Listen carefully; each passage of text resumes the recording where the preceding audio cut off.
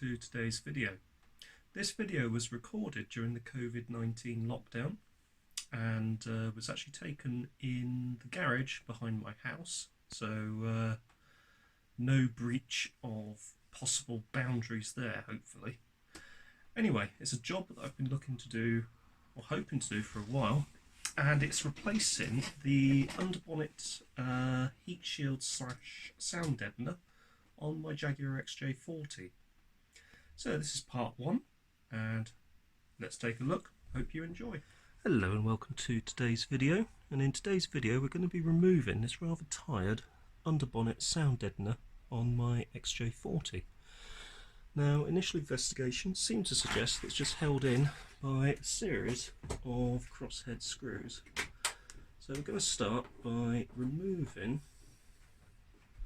all of these screws. And it looks like to get it out we have to apply a little bit of pressure to the liner.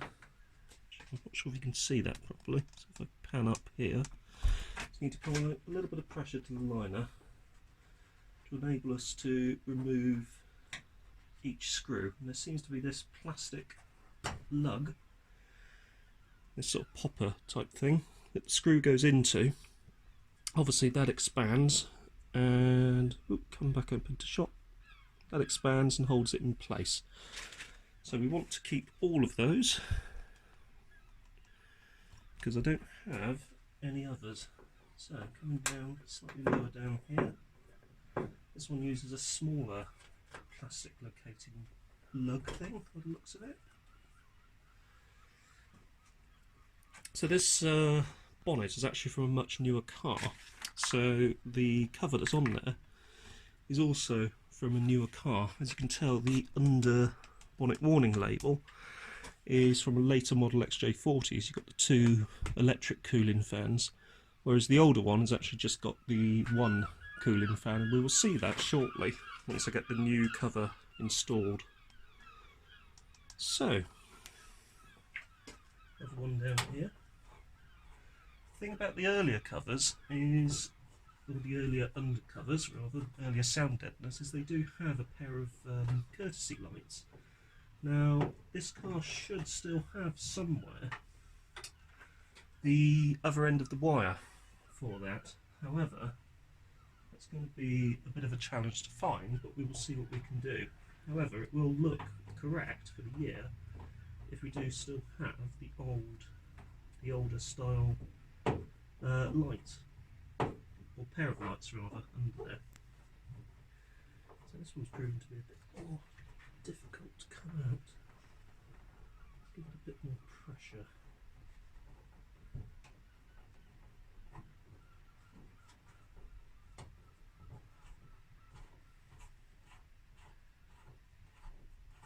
Come back to that one. One there. There we go. That one is coming out quite nicely. That's a smaller one. Larger one up here.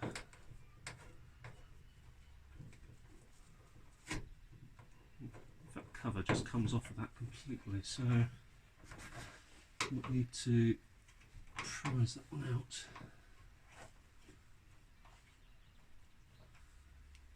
Taking care not to damage the surrounding paintwork. Actually, I'm not sure if you can see what I'm trying to do there, so if I come over and pan up, this one, as you can see there, that's just come away. And this one is proving to be a bit more of a challenge. I'm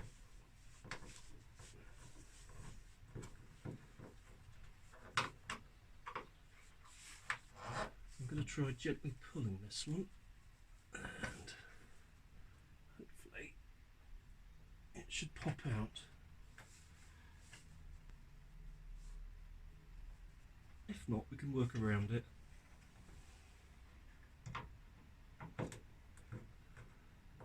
There we go. It's beginning to apply a little bit of light pressure to unscrewing, and out it comes.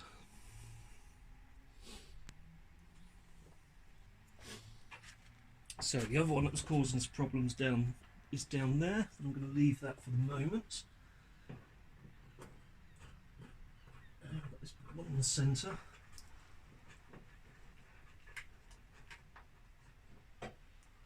And we've got a selection underneath.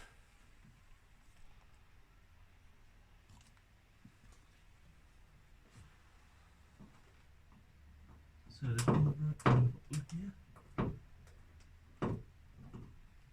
It's coming out quite nicely. There we go. And I think now we're actually moving towards the other side. So let's pan the other side into view, and I'm going to just walk around to the other side of the car to undo those screws.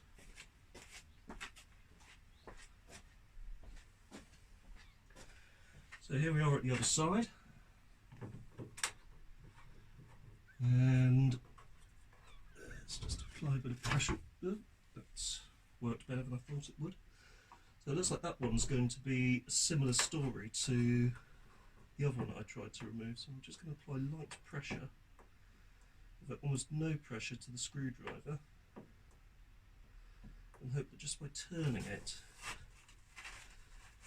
is enough to bring it out, although it looks like that didn't quite work to plan. So let's just try applying a bit of pressure to the back of it. So similar story to what I did to the other one. You see it does sort of want to come out, so I might need to apply a little more pressure like so. A little bit of a small turn.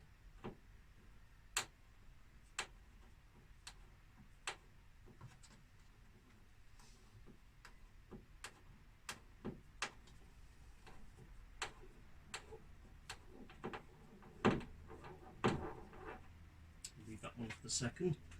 So let's just do this one here. Looks like this one's been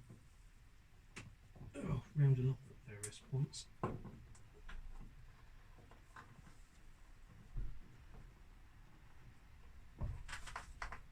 have to use something else on that one. This one has got a completely stripped screw head, so that'll be interesting. I've got one down here, which if I apply a bit of pressure, decides not to come out in the slightest. So I'll just have to forcibly remove the cover like so. One more here.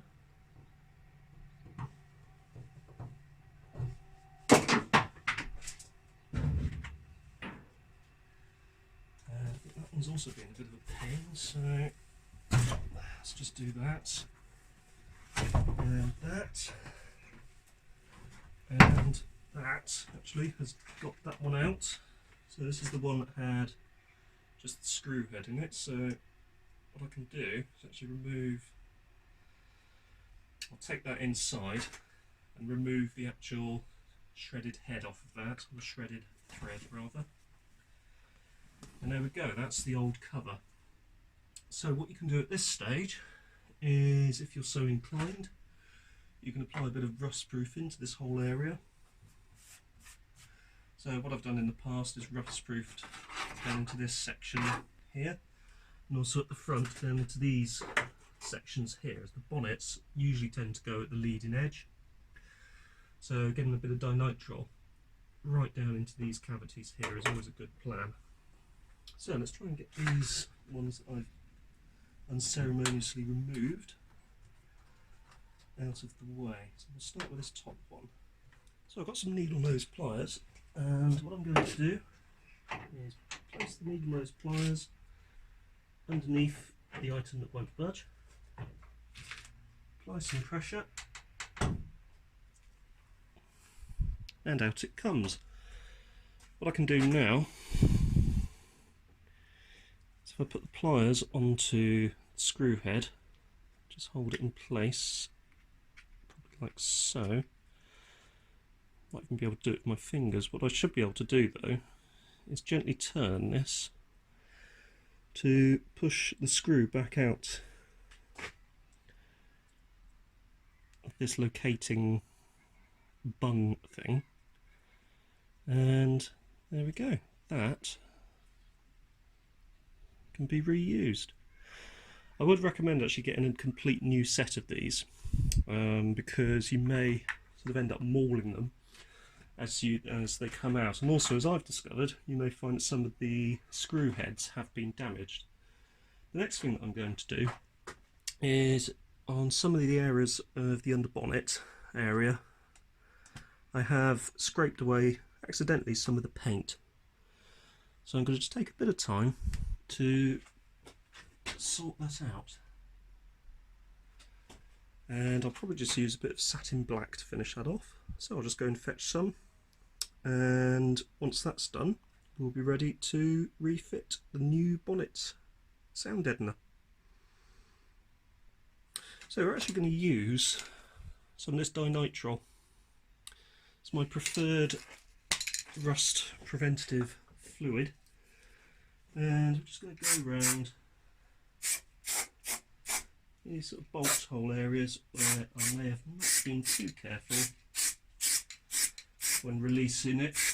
What I also will do is just go around into some of these cavities and just spray a little bit in there.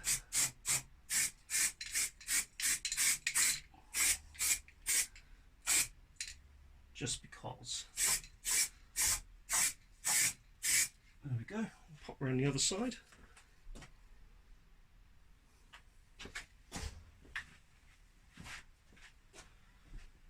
So here we are around the other side, and we're going to go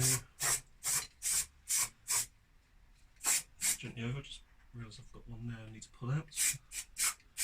So it's this one here that I did cause a bit of damage to, as this one as well. So make sure they're covered with dinitrile.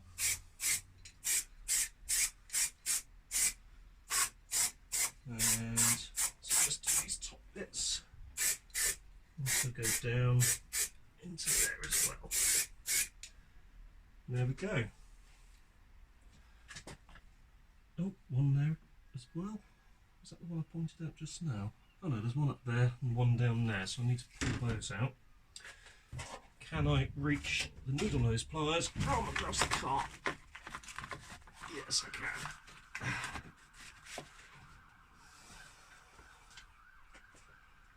So let's start with this top one.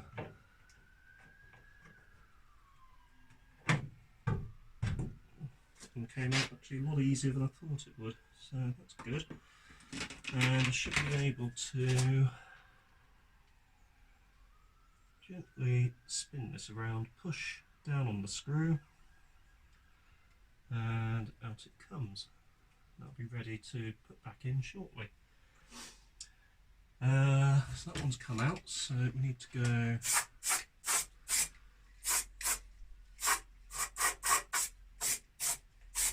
on that one as well. Got the bottom one here, which we need to pull out.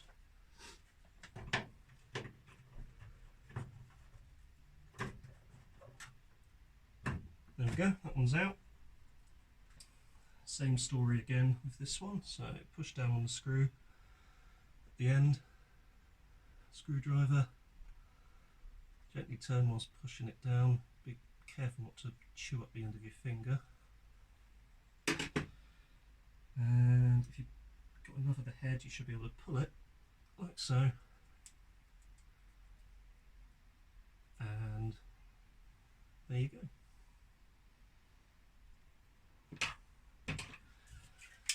And a little bit of a clean up for that one. General clean up underneath.